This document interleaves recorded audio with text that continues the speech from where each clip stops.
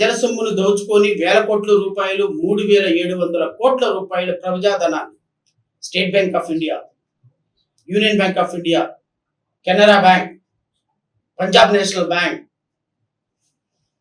లాంటి ప్రముఖమైనటువంటి బ్యాంకుల దగ్గర దొంగ సర్టిఫికెట్లతో, దొంగ సెక్యూరిటీ బాండ్లతో నేను బిజినెస్ చేస్తున్నాను అని తల్లిని కొడుకుని కూడా భాగస్వాములుగా చూపించి 3,700 కోట్ల రూపాయలు, 37 కోట్లు కాదండి, 370 కోట్లు కాదండి, 3,700 కోట్ల రూపాయలు, వేల కోట్ల రూపాయల ప్రభుత్వ బ్యాంకుల నుంచి కొల్లగొట్టిన రఘురామకృష్ణంరాజు ఈరోజు డిప్యూటీ స్పీకరా? దానికి చట్టం లేదా? దానికి రాజద్రోహం లేదా? దానికి దేశద్రోహం లేదా? దానికి ప్రభుత్వ ద్రోహం లేదా? ఆయనకి మాత్రం ప్రభుత్వంలో అధికార లాంఛనాలు ఉంటాయా? CBI, central bureau of investigation 4 ఎఫ్ఐఆర్లు కట్టి వీడు దొంగ, దోషి, వీడు భార్యని పిల్లల్ని కూడా తాకట్టు పెట్టి ఈరోజు 3,700 కోట్ల రూపాయలు దోచుకున్నాడు అని హైకోర్టులో, ఢిల్లీ సిబిఐ ఇతని మీద ఎఫ్ఐఆర్లు కడితే వాడిని తీసుకొచ్చి మీరు డిప్యూటీ స్పీకర్ని చేసి పడేశారు. డిప్యూటీ స్పీకర్ చేసినటువంటి వ్యక్తి వీడు మళ్ళీ ఎందుకు నేను ఈ భాష మాట్లాడుతున్నానంటే, నిన్న మొత్తం ప్రెస్ మీట్ లో కూడా వాడు వీడు అని తప్ప ఒక గౌరవప్రదమైనటువంటి డిప్యూటీ స్పీకర్ స్థానంలో ఉన్న రఘురామకృష్ణంరాజుకే గౌరవం లేనప్పుడు నేను గౌరవం ఇవ్వాల్సిన అవసరం లేదు. వాడి వయసుకి కూడా గౌరవం ఇవ్వకుండా వాడు అని మాట్లాడేటువంటి స్థాయికి నేను దిగజారాల్సి వచ్చింది. నేను చెప్తున్నా, ఆమె పొలిటీషియన్, నువ్వు ఏ స్థాయికి దిగజారుతావో ఆ స్థాయికి నేను దిగజారుతా. నేను రఘురామకృష్ణంరాజు చెప్తున్నా, నువ్వు ఆ రోజున దళిత క్రైస్తవుల గురించి మాట్లాడిన రోజునే, దళితుల గురించి మాట్లాడిన రోజునే, ఆదివాసుల గురించి మాట్లాడిన రోజునే నేను చెప్పాను, రఘురామకృష్ణంరాజు కోరితో తలగొక్కుంటున్నావు. ఎందుకు నేను అనవసరంగా ఈ ఇష్యూలో ఇన్వాల్వ్ అయ్యానా అని రిపెంట్ అయ్యి పశ్చాత్తాపడే రోజు ఒక రోజు వస్తుంది. Raghurama Krishnam Raju mind it.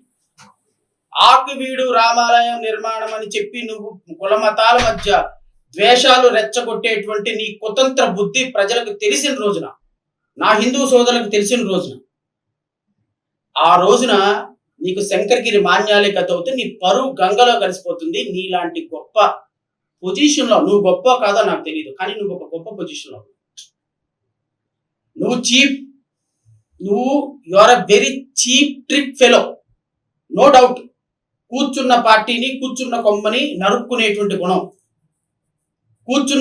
నువ్వు ఏ పార్టీలో సీట్ ఇస్తే ఆ పార్టీని ముంచే గుణం, ఎవడైతే అన్నం పెడతాడో వాడికి సున్నం రాసే గుణం. You are a cheap trick fellow. నాకు తెలుసు ఆ విషయం, కానీ గౌరవప్రదమైన స్థానంలో ఉన్నావు కాబట్టి నేను ఆ రోజు చెప్పిన, సార్ మీ స్థాయికి ఇది తగినది కాదు, దయచేసి మీరు కుల మతాల మధ్య ఘర్షణలు రేగదు. నిజంగా అక్కడ రామాలయం కట్టాల్సిన ఆవశ్యకత ప్రజలకు ఉంటే కడతారు రామాలయం. What is wrong? ఈ దేశంలో రామాలయాలు ఉన్నాయి. నేను ఈ రోజుకి కూడా సాయిబాబా టెంపుల్కి వెళ్తానండి. ఈ రోజు మా ఇంట్లో నిత్యం మా మిస్సెస్ పొద్దున లెగిస్తే రాముడు, కృష్ణుడు వ్రతాలు చేసుకుంటానే ఉంటుంది. మా ఇంట్లో నిత్యం హిందూయిజం అవుతా ఉంటుంది. It's depend upon the quality, వాళ్ళ యొక్క బిలీఫ్. ఆర్టికల్ 25 ప్రకారం ఎవరైనా సరే ఏదైనా చేసుకునే హక్కు మన భారతదేశంలో ఉంది. దయచేసి నీ వ్యక్తిగతమైనటువంటి లాభాల కోసం ఎందుకు సపోర్ట్ చేస్తుంది పార్టీ? నేను అడుగుతాను, ఎందుకు సపోర్ట్ చేస్తుంది పార్టీ? నీకేమో ఊండి కాన్స్టిట్యున్సీలో టికెట్ రాకపోతే, ఎమ్మెల్యే టికెట్ ఇవ్వకపోతే, ముందు రోజే 4 రోజుల ముందే మీడియా సోదరులందరికీ ఫోన్ చేసి, తెలుగుదేశం వాళ్ళు నాకు ఎమ్మెల్యే టికెట్ ఇవ్వట్లేదండి, ఎమ్మెల్యే టికెట్ ఇచ్చినా కూడా నాకు పదవి ఇవ్వట్లేదు, వీళ్ళకి ఏదో ఒకటి మొత్తం గట్టిగా షాక్ ట్రీట్మెంట్ ఇవ్వాలని మీడియా సోదరులందరినీ పిలిచినాడు. ఈ క్యాండిడేట్ పిలిచి, పోలవరం ఏం కడతాడండి చంద్రబాబు నాయుడు, అంత సీనియర్ ఉంది, పోలవరం కట్టినాడు, అమరావతి ఏం కట్టాడు అని he started making allegations against Chandrababu Naidu. ఏమని? పదవి ఇట్లేదు. ఇక అందరి మీడియా సోదరులందరినీ వేసుకొని రచ్చబండ మొదలు పెడదామని ప్రిపేర్ అయ్యాడు, గ్రౌండ్ ప్రిపేర్ చేసుకున్నాడు. ఈయన విషయం గమనించి తెలుగుదేశం ఎందుకు వచ్చిన తలకాయ నొప్పి, ఈ దరిద్రుడికి మనం రేపొద్దున ఏమి ఇవ్వకపోతే రచ్చ చేస్తాడని ఆ డిప్యూటీ స్పీకర్ పదవి ఇస్తే కాస్త నోరు మూసుకొని పక్కన కూర్చుంటాడు. మనోడికి ఏంటి అంటే అడవిలో ముసలి నీళ్ళలో లేకపోతే ఎలా బతకలేదో మీడియా మైకులు చూడకపోతే అట్ట బతకలేడు ఆ మనిషి. పొద్దున్న లెగవగానే పొద్దున్నే ఇట్లా కళ్ళు తెరిచి సూర్యుడు మనకి ఎలా సూర్యోదయం కనపడుతుందో కళ్ళు తెరిచి చూడగానే మీడియా మైకులు అట్ట కనపడాలి మనోడికి. అలాంటి కనపడేటువంటి మంత్రి అనుకో బాగుండేది. ఇప్పుడు డిప్యూటీ స్పీకర్ కదా, డిప్యూటీ స్పీకర్ అయిన నోరు ఆగట్ల. తిరిగే కాలును సామెత ఏదో ఉంది కదా, తిట్టే నోరు తిరిగే కాలు ఆగదంట. ఈ క్యాండిడేట్ కి తిరిగే కాలు తిట్టే నోరు ఆగదు, నోటి దోల ఎక్కువ ఆగదు. పొద్దున్న లెగిస్తే మీడియా కనపడటంలా అప్పటికి మీడియాను ముందేసుకుని కూర్చునే ప్రయత్నం చేస్తున్నాడు. డిప్యూటీ స్పీకర్ హోదాలో ఉండండి జగన్మోహన్ రెడ్డిని పుట్టాడు, 4 అడుగులు ఉంటాడు, అసెంబ్లీకి రాకుండా పారిపోతున్నాడు. సంకలో పిల్లోళ్ళగా చందమామ రావే జాబిల్లి రావే అని నాకు ప్రతిపక్ష హోదా ఇవ్వడం అని అడుగుతున్నాడని ఒక డిప్యూటీ స్పీకర్ అనొచ్చండి. డిప్యూటీ స్పీకర్ అంటే ఏంటంటే అర్థం, 174 మంది ఎమ్మెల్యేలు సమాన దృష్టితో చూడాల్సిన ఒక జడ్జి పోస్ట్. స్పీకర్ అంటే డిప్యూటీ స్పీకర్ అంటే మీరు అనుకుంటున్నారు పొలిటికల్ పోస్ట్ అని కాదండి. స్పీకర్ డిప్యూటీ స్పీకర్కి ఎన్నిక కాబడిన మరుక్షణం, ఇప్పుడు నేనున్నా 2004లో లాయర్ అయ్యా, 2007లో జడ్జి అయ్యా. నేను జడ్జి అయిన మరుక్షణం నా లాయర్ ప్రాక్టీస్ సస్పెండ్ చేసి జడ్జిని అవ్వాలి. I can't be a lawyer. 2018లో రిజైన్ చేసి మళ్ళీ లాయర్గా రెజ్యూమ్ అయ్యా. సో నువ్వు డిప్యూటీ స్పీకర్ గా అవ్వాలి అంటే ఫస్ట్ నువ్వు నీ పార్టీకి ప్రాథమిక సభ్యత్వానికి రాజీనామా చేయాలి. ఎందుకు అంటే నీకు జనసేన సమానమే, తెలుగుదేశం సమానమే, బీజేపీ సమానమే, వైఎస్ఆర్సీపీ సమానమే. నీ దృష్టిలో అందరూ పిల్లలే. పైన కూర్చున్న స్థానంలో నువ్వు మాట్లాడు, నువ్వు మాట్లాడదు అని చెప్పేటువంటి గౌరవప్రదమైన స్థానంలో కూర్చున్న నీవు ఒక ప్రతిపక్ష నాయకుడి గురించి మాట్లాడొచ్చా? ఉంటే చట్ట ప్రకారం శిక్షించాలి. ఈరోజు ఒక గౌరవప్రదమైనటువంటి స్థానంలో కూర్చొని నన్ను అరెస్ట్ చేయలేదు అంటే నేనేం రాజద్రోహం చేశాను, దేశద్రోహం చేశాను, నేనేమి 3700 కోట్ల రూపాయలు దోచుకున్నాను, నన్ను రాష్ట్ర ప్రభుత్వం ఎలా అరెస్ట్ చేస్తుంది?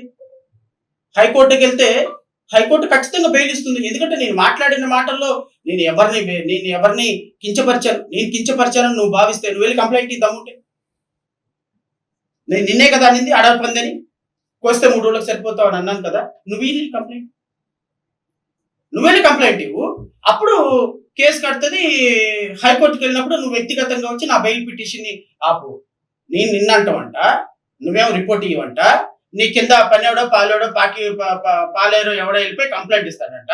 నిన్ను తిడితే నీ పక్కన వెళ్ళి కంప్లైంట్ ఇస్తాడంట. హైకోర్టు అరెస్ట్ చేయండి, జడా శ్రవణ్ కుమార్ కి డెత్ పెనాల్టీ వేయండి అని నాకు ఉరిశిక్ష వేస్తుందా?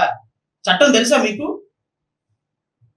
ఎవరిని తిడితే వాళ్ళు కంప్లైంట్ ఇవ్వాలి, ఎవరిని తిడితే వాళ్ళు కంప్లైంట్ ఇవ్వకుండా ఊర్లో దేశవంతంలో కంప్లైంట్ ఇచ్చేస్తే మీకు కళ్ళు మూసుకొని చట్టం పనిచేస్తా?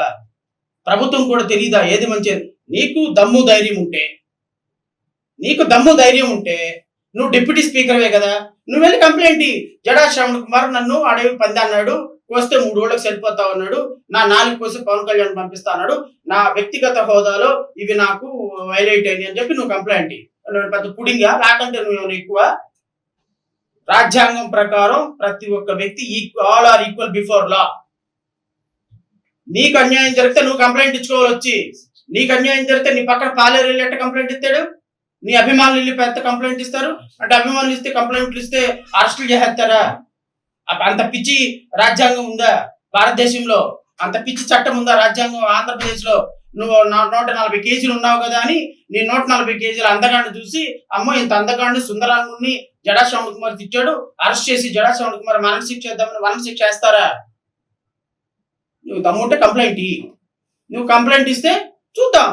నీ ప్రతాపం నా ప్రతాపం మీద హైకోర్టులో చూసుకుందామా, లేకపోతే ఉండి కాన్స్టిట్యూన్సీలో చూసుకుందాం. 100కి 100 స్ట్రైక్ రేట్ ఉన్న మీరు 0కి వస్తారు. ఎందుకు వస్తారు తెలిసిన? ఇది నేను శాపం పెట్టడం లేదండి. ప్రజల యొక్క ఓటు ఎంత విఘ్నతతో వాడతారంటే వాళ్ళు ఈరోజు న్యూట్రల్ పీపుల్, ఎంప్లాయీస్, రిటైర్డ్ అయిన ఎంప్లాయీస్, ఎలైట్ పీపుల్, ఇంట్లో సాధారణమైనటువంటి గృహిణులు ఉన్నారు చూసావా, మొక్కం మీద ఉమ్మూస్తున్నారు. ఇట్లాంటి వాడికి ఓటేసింది. నాకు వచ్చేటప్పుడు ఒక అతను కాల్ చేశాడు, కాపులండి మేము ప్రశ్నిస్తానని పార్టీ పెట్టి ఏంటండి ఏం చేస్తాం ఇదంతా, ఎట్లాంటి వాడిగా సార్ మేము ఓట్లేసింది, పవన్ కళ్యాణ్ కాపుడు అయితే అయ్యాడండి, ఎట్టాగా మేము ఎప్పుడు చూడలేదని అంటున్నాడు. అంటే ఒక గోదావరి యాష్లో మాట్లాడుతున్నాడు. గోదావరిలో పోనీలండి పర్లేదు ప్రజలు చూసుకుంటారట. ఏంటండి తప్పండి అది? ఏంటది? కామన్ మ్యాన్ అండి. ఎవరు మాట్లాడతారు, మాట్లాడనివ్వాలి. ప్రజా సంక్షేమం వదిలేసి ఇదంతా ఎందుకండి అని. అట్లా నాకు రోజుకి 100 కాల్స్ వస్తాయి. రావణ్ ప్రశ్నిస్తే తప్పైతే కోర్టు చూసుకుంటుంది. హర్షియాలు దేశద్రోహం పెట్టడం ఏంటండి? మీ అన్న మీద ట్వీట్ పెడితే దేశద్రోహమా? మిమ్మల్ని ప్రశ్నిస్తే రాజద్రోహమా? స్టేషన్ తిప్పి 100 మంది కార్యకర్తలను 1000 మంది పోలీసులను పెట్టి కొట్టిస్తారా? It's not correct. It's not correct. ఖచ్చితంగా ప్రజలు సమాధానం చెప్తారు. ఇలాంటి వ్యక్తులను ఎన్నుకున్నందుకు ప్రజలు సిగ్గుపడతారు. రేపు ఖచ్చితంగా ప్రజాస్వామ్యం ఈరోజు రావణ అరెస్ట్ అవుతాడు, రేపు పొద్దున బెయిల్ వస్తుంది.